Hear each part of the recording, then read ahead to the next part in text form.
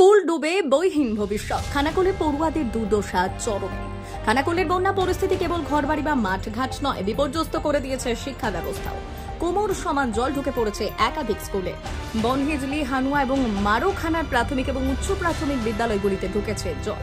বহু স্কুলে ক্লাসরুম এখন জলে ডুবে থাকা দরকার।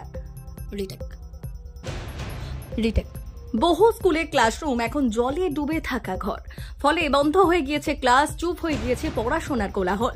ছাত্রছাত্রীরা বই খাতা ছেড়ে এখন জল ঠেলে চলাচল করতেই ব্যস্ত। অভিভাবকদের দাবি, স্কুলে পড়াশোনার পরিবর্তে এখন শুধু আতঙ্কের পরিবেশ। এক অভিভাবক বললেন, আমার ছেলেটা ক্লাস 5-এ পড়ে, বই খাতা জলে ভিজে নষ্ট হয়ে গেছে। স্কুল বন্ধ আর কতদিন এমন চলবে জানি না। ডিভিসি যদি আরো জল ছাড়ে, পরিস্থিতি আরো ভয়াবহ হবে বলেই আশঙ্কা। তার উপর আবহাওয়া দপ্তরের পূর্বাভাসে বলা হয়েছে আরো বৃষ্টি হবে। শিক্ষা ব্যবস্থা রক্ষায় প্রশাসনের জরুরি হস্তক্ষেপ এবং বিকল্প পাঠদানের ব্যবস্থা চান এলাকাবাসীরা। আমাদেরকে এই জলের মধ্যে দিয়ে যাতায়াত করতে হয়, এরপরে আরো বন্যা পড়লে, আরো ডিবিসি জল ছাড়লে আমাদের আরো ক্ষতি। বুঝতে পারছেন, আমাদের ঘর দুয়ার সব ডুবে যায়।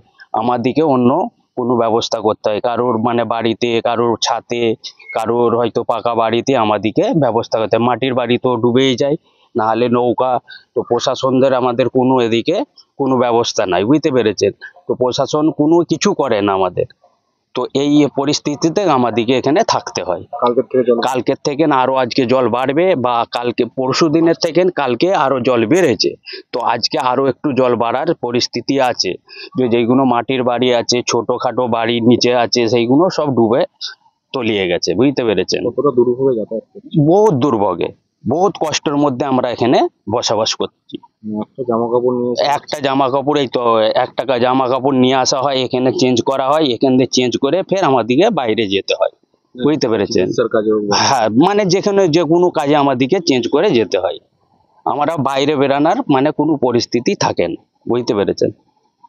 জল বাড়ছে, আরো আতঙ্কিত। বড় বন্যা হলে আতঙ্কিত। এখানে অব্দি এখানে 1 মানুষ 2 মানুষ জল হয়ে যায়। আতঙ্ক, বহুত আতঙ্কে রয়েছেন আমরা। এইভাবে জল বাড়লে আমাদের আরো আতঙ্ক, ক্ষতি আছে। আপনার নাম? আমার নাম শেখ লালচাঁদ হোসেন। এখন পরিস্থিতি আমরা জলের তলায়। হ্যাঁ, এখন বন্যার জল আমাদের এখানে সব পৌঁছে যাচ্ছে, আর মাটির বাড়ি সব পড়ে যাচ্ছে। আর গরু বাছুর কোথায় রাখবো, মানুষ কোথায় থাকবে? দোতলা বাড়িতে আরো জল ছাড়লে দোতলা বাড়িতে জল উঠে যাবে। ডিবিসি জল ছাড়ছে, ওই কারণেই তো আমাদের এখানে হুগলি জেলার শেষ সীমানায় আমরা আছি, রূপনারায়ণের সামনে। এটা এটা এটা মারোখানা এলাকা। এখন পানশিতে যাতায়াত হচ্ছে, উপায় নাই কিছু। জমিতেও সব জল লেগে গেছে, সব রবি ফসল আমাদের সব নষ্ট হয়ে গেল। পটল, বাদাম আগেই হয়ে চলে গেছে, তারপরে এখন মূলো, পালং যে বোনা হয়েছিল সেও সব নষ্ট হয়ে গেছে। না, হুগলির শেষ সীমানা এটা। হ্যাঁ, খানাকুল হুগলির শেষ সীমানা।